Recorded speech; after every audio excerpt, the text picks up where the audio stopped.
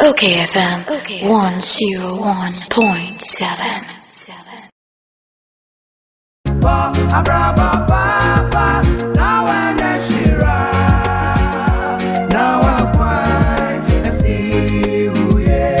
Okay, 101.7 FM Swani Ghana de Shimaima enanumrei memamu nyina ajo eba abrabopa ejumedie so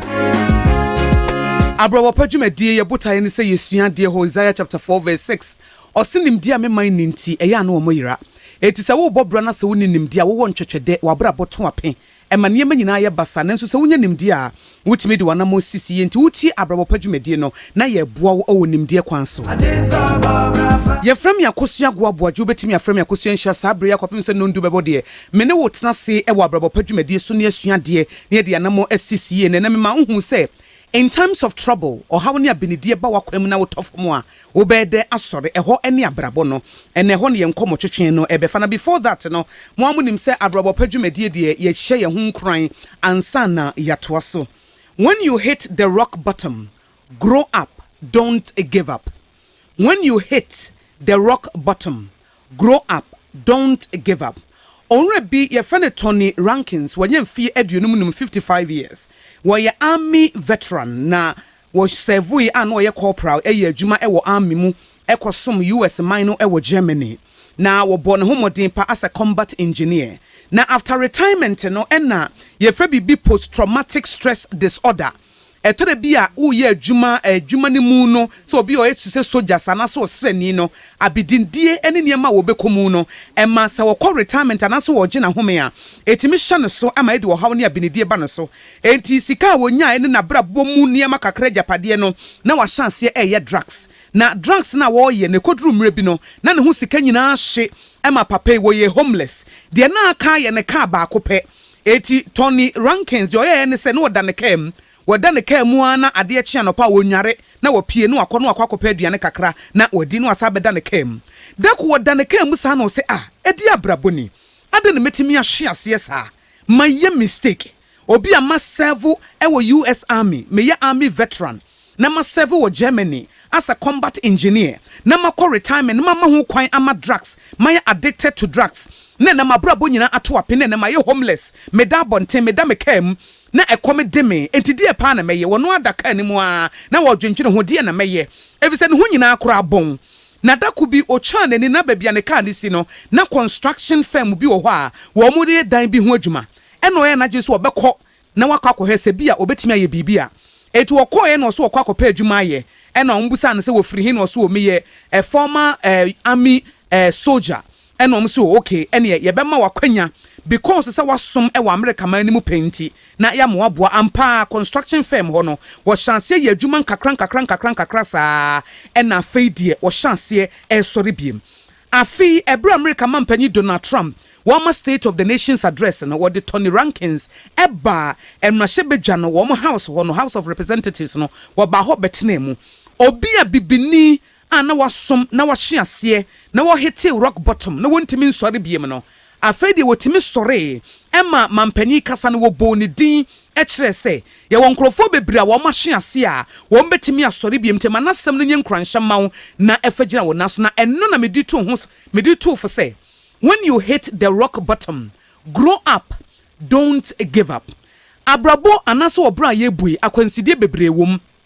etore bia bibi betimi ato na ye o mistake bia wo ye anaso obi boni bia wo ye wo na eba saa no a wanhwe ebe ye wo se eno ano no etie ne ma menye mu kura ene ma braba na sai na asai ebia wo de ho akwa hye suban bi mu a amo hye ase wakofa drugs bi ama wo ye mpo abodam na eye wo se eno ano ne ye drugs na mefa ese ba bia medru die mapem ebia ye wo se ba sibra bi a wo bo wo amosa ba sibra na enya de a wo betimi adidie sa wo hete rock bottom no a ade bi wo ho a wo betimi aya e betimi am ogina wo naso e wo abrabom na eno na mede ma wo e wo abrabo padwumadie so ebra wo bobra na bibia si etode bia wo mistake bi no waye obi mpo na aya obone anasa abrabo na life is full of uncertainties bibi na bebo wo ma wo hye ase no ana obi na aya wade bia eya na ama ho mete ana etode bi mpo a bibia wo ni sutumi no ade ba ko a wo mi nua betimi aye ne se request God's help. Edu bra wo da fom no a wo ka asema obi akrantimi ntie wo wonam fofo nyina apa wo woni ani daso bia no uwo enidaso wo nyame mu enipa nyina beyi wa ma onyame de wonyi wo mada wo ye nyankopon ba a wodo wo enti emfa ho ne baabia wakwa koduru sa wo hit rock bottom na wo kɔ kotodwe na ka kire Awurade sɛ Awurade home mmɔbɔ a onyame behu mmɔbɔ was it call on me in times of trouble I will rescue you and you will honor me. Wonyame se ebra wo hawu mu no, ebra wo amani hunu mu no, ebra wo hye ase na eye asufrɛ me. Na wo sufrɛ me a megye wo so na meboa wo. Enti sabra na wo da baabi mu odin no, enye ho na wo ye akasa onyame bi wo ho a wo pese wo boa wo. Was it the steps of a good man are ordered by God. Onyame pese wo sande wanam sisi prodigal son woji ni sika ne najapade a wokoye no a wokohye ni nyina afedie mpreko aduane ena ne wodie no ebra wo ye na dwe so obeba ne papa nchen ne papa anyina ama wo awa etu papa ne di mrika ene kohia no etisa wo hete rock bottom po sa wo tofom na nieme mu ayeden ebia wo mistake bi mpo na wo ye empre wanyinse bi akofa aye memasem bi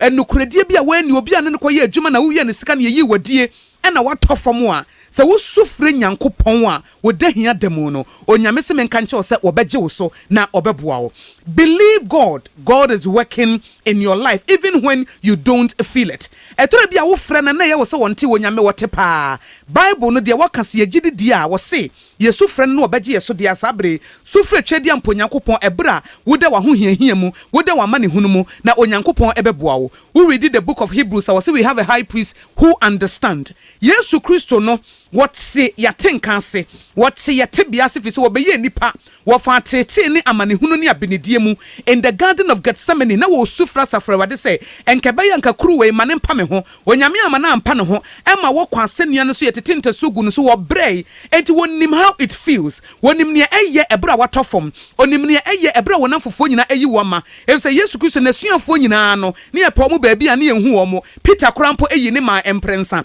nanso so no wo famu kodri mankonimdie bi baaye a ekyerese sa wo tofom mpo a na sa wo konyame nkyɛn a wo betimi aboa wo ama wasan asɔre biem wo pains na wo famu no wa benedie no enya surprise to God onyame na wonim sɛ wo beye mistake bi dada onyame na wonim sɛ wo bɛhwe fam e so say I know the end from the beginning ansa na ahyase ne bɛba na me Awurade mi nim awieye etu onyame nim se emre bi beso amo atofom ebre bi beso ma brabo ne mu ayeden COVID-19 bai obi wo kura yeyi na di na brabo nyina atoapen onyame se sufreme na megye wo so eti ebre bi a wo betofom no eya memo ba mu enkasa eno ano no don't raise your hands in despair enkasa mapem onyame bi wo ha se wo sufre no a obetimi a guide obetimi de wanam asisi ye wode nkonimdie bi beba if say we read Psalm 32 verse 8 was say I will guide you into the best pathway for your life. I will advise you and I will watch over you. Onyame se me mechse wo kwan pa wo befa so. Eti sabra you are in a quandary. Na afi wa pem na wo hu baabi a wo mfa no. Onyame se wo sofre no a wo bechse wo sefa bonkuma na se nifa. Efisa wo ye ne ba a wo dowo emfa wo ne sede wo tebia mu sitie emfa wo ne boni bia waye emfa wo ne ahyase onyame se memfa abrabo padwumadie so emo aso ente se wo de sabre fie sede the prodigal son ebaaye no wo nso so no obetimi apagya wo de wakon kakra na daachi wo behwe wachi na enumonyam hye ne nyina ebeye ndia. So when you hit the rock bottom, grow up, don't give up. We any message amede ma wo ewo abrabo pa edwumadie so. Okay FM 101.7